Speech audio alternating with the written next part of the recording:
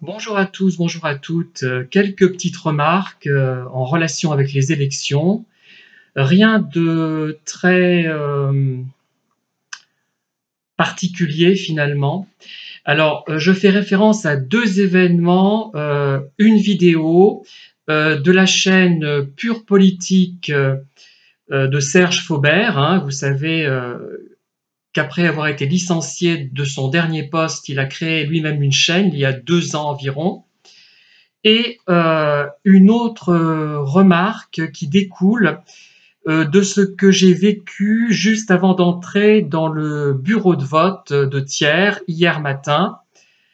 J'étais en train de lasser mes souliers et j'ai entendu une conversation entre trois personnes, hein, et qui m'a fait un petit peu réagir. Alors la première remarque concerne la vidéo de Serge Faubert. Malheureusement, je ne sais plus laquelle. Il faudrait que je la retrouve, mais j'ai perdu un peu le fil. Et on voit une dame interviewée par rapport aux élections, par rapport au RN, et qui dit en substance la chose suivante.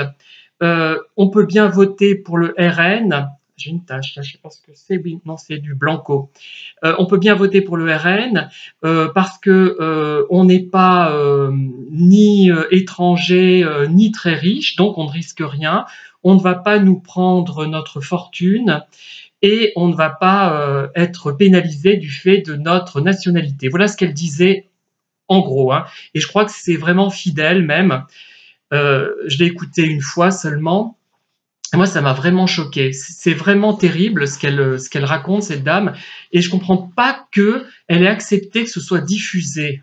Moi, bon, qu'elle l'ait pensé, c'est déjà embêtant, mais on peut pas s'empêcher de penser, c'est humain, de se dire que finalement on ne sera pas touché par certaines mesures parce qu'on n'appartient pas à certaines minorités.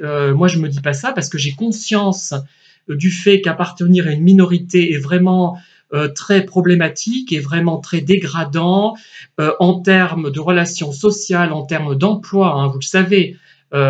Personne malheureusement ne réagit par rapport à ça, j'en suis un peu désolé. Bon, le fait d'être homo est un problème majeur, hein, notamment avec un gouvernement Rassemblement national, même si beaucoup au Rassemblement national ont fait, comme on dit, leur coming out. Hein. Mais moi, entendre des choses pareilles, je me dis, mais cette dame n'a plus conscience de ce qu'elle raconte, elle n'a plus de recul, elle se laisse aller à des paroles, moi, qui me choquent. Hein. Et j'ai envie de citer un texte très courant, très connu, par rapport à tout cela, qui me fait penser à ça. C'est de Martin Niemöller. Je ne suis pas sûr de bien prononcer. Hein. C'est un pasteur allemand. Et voilà ce qu'il dit. Voilà la citation. Quand les nazis sont venus chercher les communistes, je n'ai rien dit, je n'étais pas communiste. Quand ils ont enfermé les sociodémocrates, je n'ai rien dit, je n'étais pas social-démocrate. Quand ils sont venus chercher les syndicalistes, je n'ai rien dit, je n'étais pas syndicaliste. Quand ils sont venus me chercher, il ne restait plus personne pour protester. Voilà. Bon, tout est dit. Enfin, voilà, c'est grave. Hein, bon, je n'en veux pas à cette dame. Elle n'a pas pesé ses paroles, je pense. Hein. Elle ne s'est pas rendue compte de ce qu'elle disait. Moi, il m'arrive aussi d'émettre des idées qui peuvent choquer, qui peuvent blesser même. On ne sait pas. Hein, par rapport notamment à tout ce qui est atypisme. Il y a des choses qui me gênent, qu'on peut dire, qu'on peut faire. Ça a pu tomber sur des personnes qui ont pu être blessées, mais je ne pense pas être allé aussi loin. Et voilà, ce texte est vraiment très très important. Et voilà. Et alors, deuxième chose, quand je suis sorti donc de bureau de vote, je faisais mes lacets, donc avant d'entrer, parce que j'aime bien avoir les pieds très serrés dans mes chaussures. Euh, voilà, tout simplement, hein, c'est un peu bizarre, je sais, mais je me sens pas à l'aise sinon pour marcher. Et donc des personnes disaient, ben oui, que voter, pour qui voter, pour le RN, oui, pourquoi pas. Enfin, je résume. Hein, on ne peut pas voter socialiste, ils n'ont rien fait. Alors moi, je n'ai pas pu m'empêcher d'intervenir. Hein. Je lui ai dit, ah oui, les socialistes, ils n'ont pas rien fait. Hollande n'a pas rien fait, même s'il a pu être décevant. François Hollande, il a quand même été le président du mariage pour tous, hein, qui est passé en 2013 avec la loi Taubira. Donc c'est important.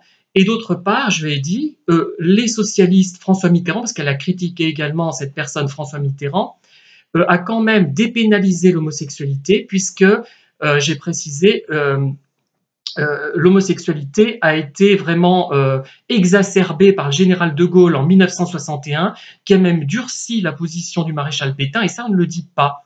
Il y a un tabou sur le général de Gaulle qui n'était pas aussi blanc qu'il en avait l'air. Il faut vraiment remettre les choses à leur place et ne pas vouloir à tout prix que les gens soient totalement blancs, ça n'existe pas, on a tous nos aspects négatifs. Enfin, moi, j'en suis pas au point, je dirais, négatif du maréchal Pétain ou du général de Gaulle. Hein. Je n'ai jamais développé des thèmes homophobes, enfin, bah, quoique il y a des homos qui sont homophobes ou racistes ou autres. Hein. Donc, voilà. Et je vais préciser, voilà ce que j'ai dit donc à ce petit groupe de personnes qui n'avaient pas conscience des choses. Donc, François Mitterrand et François Hollande, les deux François, j'ai envie de dire, ont fait quelque chose quand même si leur politique n'était pas suffisamment, sans doute à gauche, hein, évidemment, il y a quand même eu un progrès au niveau des minorités. Alors, quand vous émettez un vote, par exemple, au Rassemblement national, il faut penser toujours aux minorités. La majorité va peut-être s'en tirer, elle n'aura pas... effectivement, rappelez-vous ce texte-là que je viens de lire, mais ce n'est pas une raison. Il faut... Moi, finalement, je me plains souvent, mais je suis content d'avoir été homo, d'avoir été discriminé, de ne pas avoir eu la vie que j'aurais pu avoir si j'avais été hétéro. Bon, il y aurait aussi d'autres inconvénients, hein. Chaque médaille a son revers, mais je suis content parce que j'aurais été un crétin parfait. Je n'étais pas très intelligent, j'ai toujours eu des difficultés de compréhension dans mes études. Ça laissait d'ailleurs mes enseignants pantois, ils ne comprenaient pas. Il y a quelque chose qui ne comprenaient pas en moi, ils me percevaient plus intelligent que je n'étais dans mes résultats scolaires, mais j'aurais été totalement idiot. Et le fait d'avoir été homo m'a rendu un petit peu intelligent, et finalement, j'en suis content. C'est ça qui est important. Pour moi, l'important, ce n'est pas dans la vie de prendre du plaisir, c'est d'examiner ce qu'il y a autour de moi, d'en faire une analyse, et selon des dimensions, je vous l'ai expliqué déjà, temporelles, selon des palimpsestes, selon des dimensions poétiques, philosophiques, un petitement psychologiques et esthétiques, et érotiques également. Hein. Et en fait, c'est ça. Et une vie, pour moi, une vie réussie, c'est finalement d'avoir réussi à créer quelque chose, même si ça n'a pas de succès, hein, de créer une œuvre, aussi modeste soit-elle, littéraire, artistique, etc. Donc je suis content quand même d'être homo, d'être discriminé, de ne pas être considéré comme un citoyen comme les autres. À l'échelle mondiale, ça m'empêche de voyager, hein, il faut le dire. Ça, il faut le dire, parce que je risque ma vie dans certains pays. Et ça, on ne le dit pas assez. On ne le dit pas assez. Donc faites très attention. Pensez à ce texte, je vais le relire, enfin j'ai presque envie de le relire, tant pis si ça dure un peu plus longtemps, ma vidéo. Quand les nazis sont venus chercher les communistes, je n'ai rien dit, je n'étais pas communiste. Quand ils ont enfermé les sociodémocrates, je n'ai rien dit, je n'étais pas social-démocrate.